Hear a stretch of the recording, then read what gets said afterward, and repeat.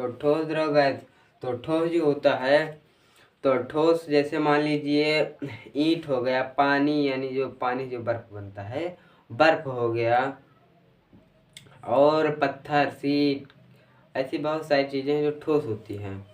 तो जो ठोस होता है उसका आकार और आयतन दोनों निश्चित होता है, क्योंकि इसका ना आकार बदला जा सकता है ना आयतन, इसलिए इसका आकार और आयतन दोनों निश्चित होता है।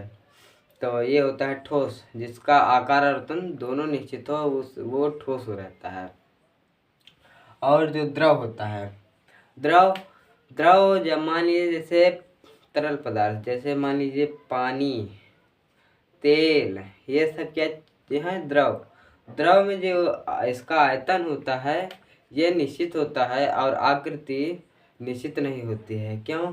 क्योंकि आप मान लीजिए जैसे एक भगोना है, एक भगोने में आप पानी रखेंगे, क्योंकि उसका आयतन जो भगोने का आयतन है वो निश्चित है, और आकृति जो आप पानी डालेंगे उसमें उसकी आकृति निश्चित नहीं, क्योंकि वो पूरे भगोने में फैल जाएगी।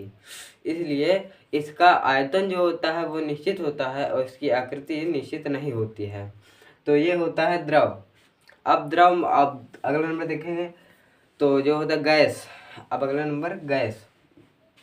तो गैस आप लोग देखे होंगे जैसे हवा जो चलती है ये गैस है, और जो आप खाना पकाते हैं उसमें जो भाप निकलता है वो गैस है। तो ये सारी चीज़ें गैस है।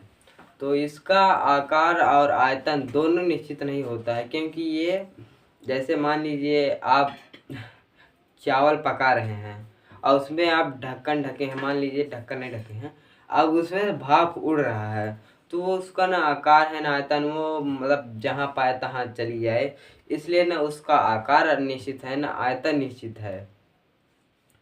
तो ये होती है गैस। तो एक बार फिर से देखेंगे तो जो ठोस होता है, ठोस का आकार और आयतन, आकार और आयतन दोनों निश्चित होता है।